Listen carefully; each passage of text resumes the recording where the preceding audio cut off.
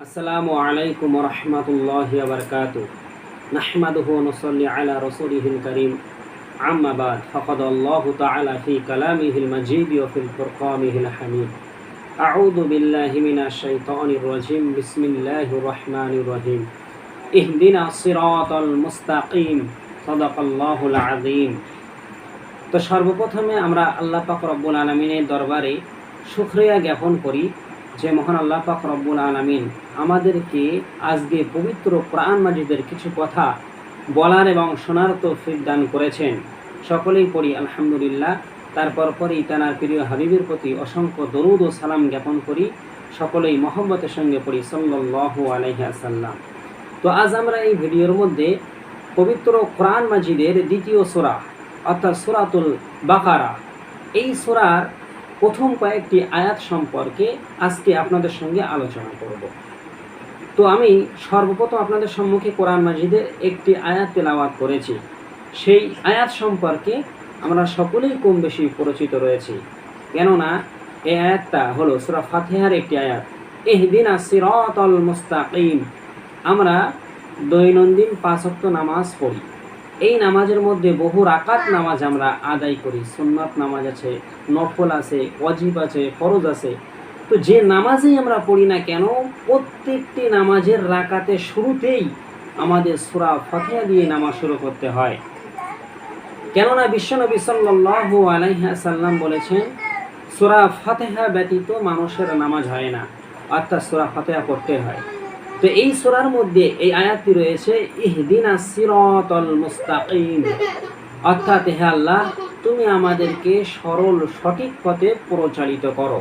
তো এই আয়াত আমরা প্রতিনিয়তই ব্যবহার করে থাকি নামাজের মধ্যে।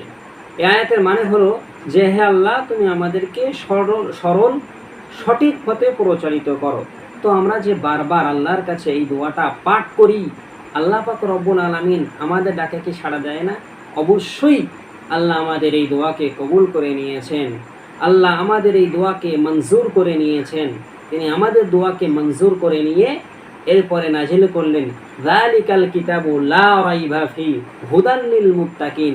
আমার আল্লাহ পাক রব্বুল আলামিন সূরা আল বাকারার আয়াতের দ্বিতীয় আয়াতের মধ্যে ঘোষণা করলেন, যালিকাল কিতাবু লা রাইবা ফি, ইয়া হলো সেই কিতাব যার মধ্যে কোনো প্রকার সন্দেহ নেই।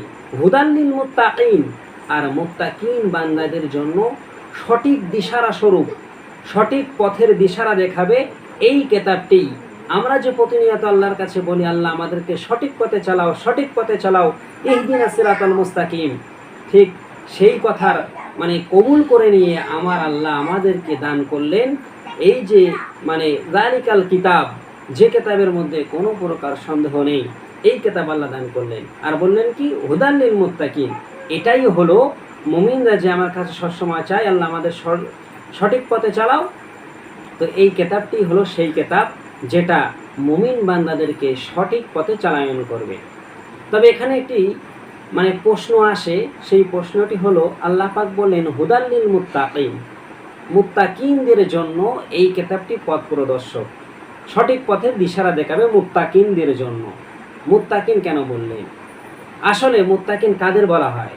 মহান আল্লাহ পাক রব্বুল আলামিন যাদেরকে হেদায়েত দান করেছেন, যাদেরকে আল্লাহ পাক হেদায়েত দেওয়ার পরে যারা আল্লাহর নিষেধগুলোকে বর্জন করে চলে, আদেশগুলোকে মেনে চলার চেষ্টা করে এবং তাকওয়া অবলম্বন করে চলে যে সকল বান্দারা, এরপরে মানুষ মুত্তাকিন হয়।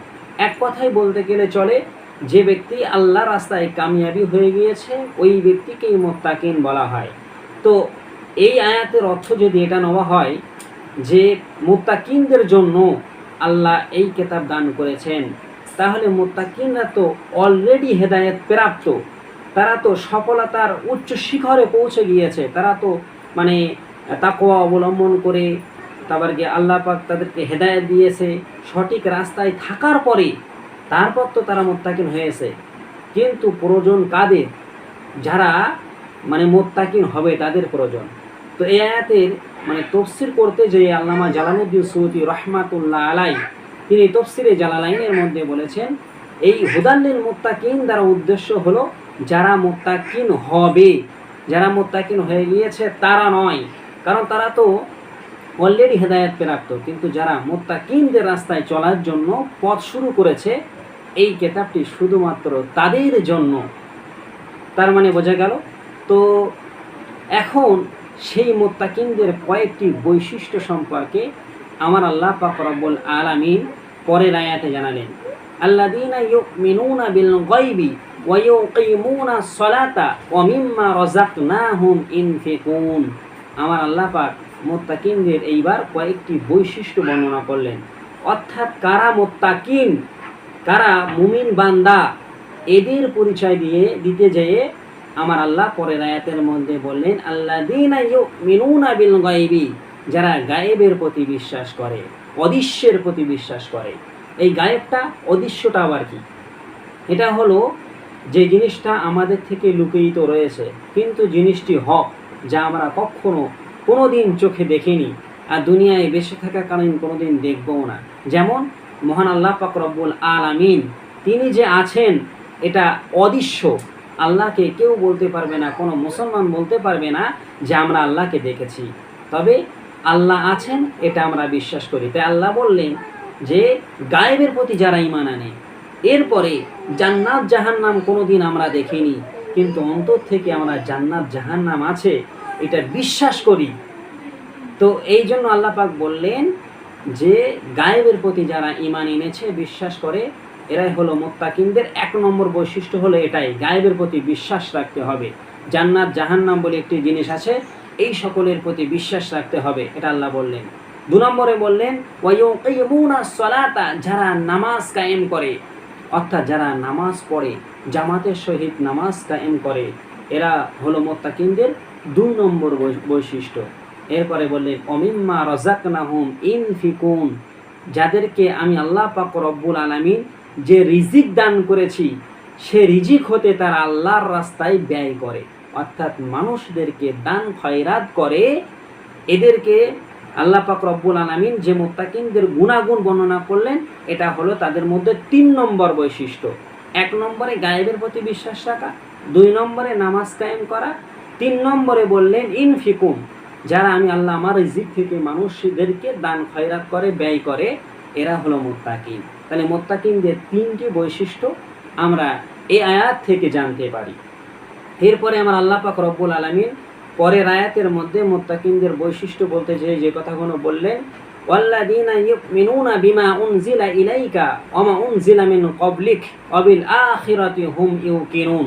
আমার আল্লাহ পাক রব্বুল আলামিন পরের আয়াতের মধ্যে খুব সুন্দরভাবে জানিয়ে দিলেন, হে নবী, তুমি যে জিনিস নিয়ে এসেছো, অর্থাৎ তোমার প্রতি যে কিতাব নাজিল করা হয়েছিল আল কোরআন, এই কোরআন যারা বিশ্বাস করে, এই কোরআনের প্রতি যারা ঈমান এনেছে, যে এই কোরআনটা হলো মহান আল্লাহ পাক রব্বুল আলামিনের তরফ থেকে পাঠানো একটি কিতাব, গ্রন্থ, এই কথা যারা বিশ্বাস করে তারা হলো মুত্তাকিন। তাহলে এই আয়াত থেকে আমরা মুত্তাকিনদের 4 নম্বর বৈশিষ্ট্য পেয়ে গেলাম। এরপরে আল্লাহ বললেন যে তোমার পূর্বে যে সকল নবীগণদের উপরে আমি আসমানি যে সকল কিতাবকে দুনিয়ার বুকে নাজিল করেছিলাম, এই কিতাবের প্রতি যারা ঈমান এনেছে, বিশ্বাস করে, তারা হলো মুত্তাকিন। তাহলে মোট 5টি মুত্তাকিনদের বৈশিষ্ট্যের কথা আমার আল্লাহ পাক রব্বুল আলামিন সূরা আল বাকারার মাত্র এই 3-4টি আয়াতের মধ্যে তিনি সুন্দরভাবে ব্যাখ্যা করে বুঝিয়ে দিলেন। তো আমরা যদি এই 5টি জিনিসের প্রতি ঈমান আনতে পারি, বিশ্বাস করতে পারি, তাহলে আমিও আপনিও মুমিন মুত্তাকিন। না হলে যতই আমরা লাফালাফি করি না কেন, আমি আপনি মুমিন মুত্তাকিন হতে পারবো না। তো যদি সূরা আল বাকারার এই সামান্য তাফসীরটুকু জেনে আপনাদের উপকারে আসে বা আপনাদের ভালো লাগে, অবশ্যই ভিডিওতে একটি লাইক করবেন। ইনশাআল্লাহ আপনাদের সঙ্গে অন্য কোনো দিন আবার দেখা হবে। আসসালামু আলাইকুম ওয়া রাহমাতুল্লাহি ওয়া বারাকাতুহু।